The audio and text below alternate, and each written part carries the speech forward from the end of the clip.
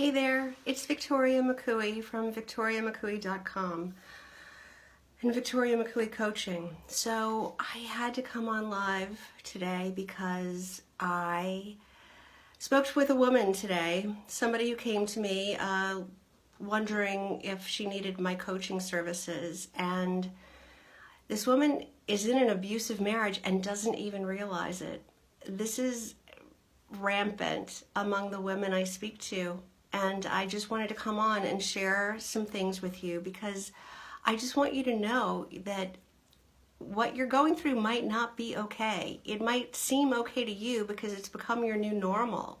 Or maybe your parents had this type of marriage. But abuse is not okay in marriage. And abuse can take on many different forms. It doesn't have to mean physical abuse. Just because nobody's hitting you doesn't mean that you're not being abused. There is psychological abuse. This is exactly what this woman I spoke with today was suffering from. She was being abused psychologically. She was being told that she was crazy. Every time she did something that her husband didn't like, he told her she was crazy and that she needed medication. And after years and years of being told this, you start to believe it, right? I mean, I was in a similar situation, so I can really sympathize with this. It's easy to fall into this trap. There's also emotional abuse, something like threatening to take the children, threatening to turn the children against you, threatening to tell lies about you to other people, threatening to badmouth you or diminish your stature in the community or whatever, or in your job or whatever. That is emotional abuse. There is financial abuse.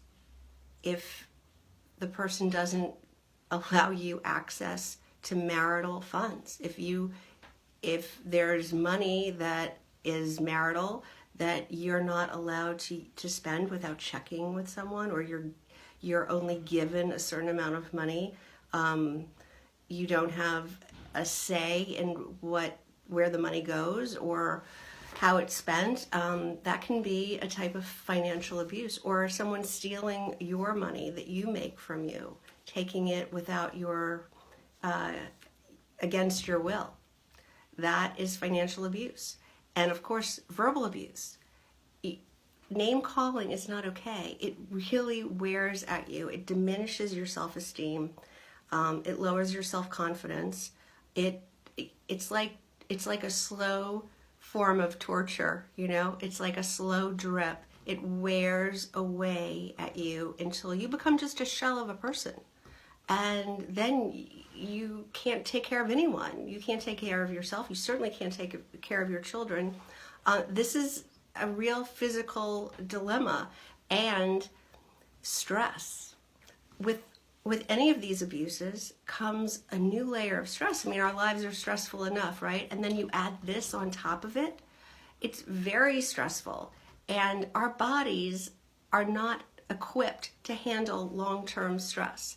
I mean, we're still in like animals where when there is stress, our body shifts gears. Like if we were a deer and suddenly a pack of coyotes starts chasing us, our body goes into fight or flight mode. That stress causes our salivary glands to change, not produce our ice. We stop digesting. Like all these different things happen. Our heart rate goes up. Our blood pressure rises. Like we're in fight mode. Like we either have to run or fight. So those changes take place in our body. But unlike the deer in the wilderness, when the threat is gone, he goes back to normal right away. We don't do that. We're living in this high, this fever pitch of stress when we're in an abusive marriage, right? We never get a break. Our body never gets a break from it. So what happens? We get sick. One woman I spoke to was so stressed she got fibromyalgia. Another started getting migraines. I personally had stomach issues, whatever the weakness is in your own body, your own Achilles heel, it'll get attacked.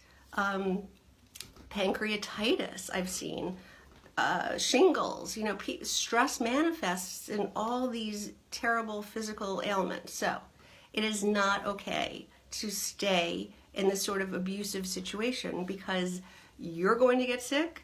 You won't be able to take care of your children. You won't be able to take care of yourself.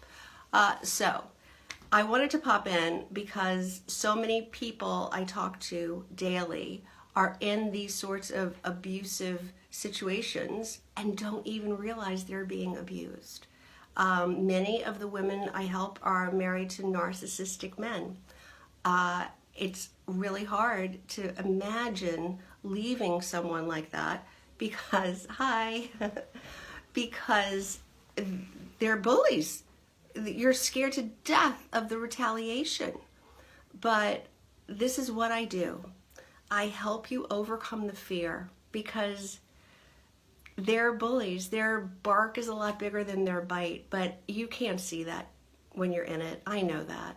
I can remember being petrified to leave my toxic marriage. I understand. So that's why I do what I do. That's why I help support women who are dealing with these terrible situations, and they need guidance, they need support, they need a community to say, yeah, that happened to me too. You're not alone. And that's what my coaching does. So if you are in that sort of position, if you're thinking that you're in an abusive situation or just a toxic situation and you need to get out but you're afraid because you don't want to damage your children, or you're afraid of money, or you're afraid of what the bully might do to you, or if you're already engaged in a divorce and they're making it very contentious and hard, those are the women I also serve. Or if you're out of the divorce, but you're having trouble regaining your self-esteem after it's been worn down year after year after year, or in reinventing yourself, maybe you have to go back to work for the first time in a long time. Whatever that scenario is around divorce, those are the women that I serve.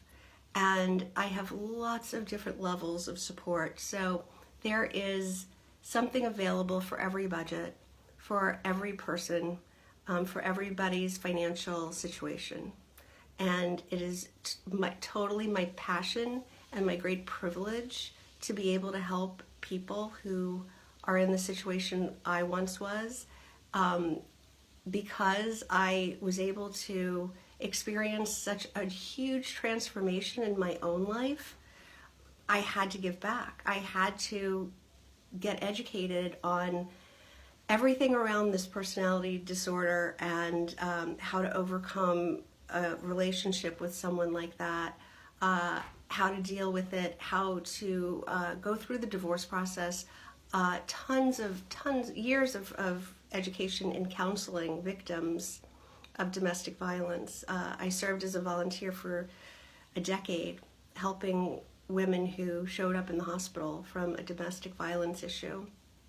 So, yeah, I have a lot under my belt, and I'm eager to help and share everything I know and help you get to the place that I am so fortunate to have gotten to. So if you're interested in this coaching, or if you know someone, please share this. Please share this link. I'd love to help.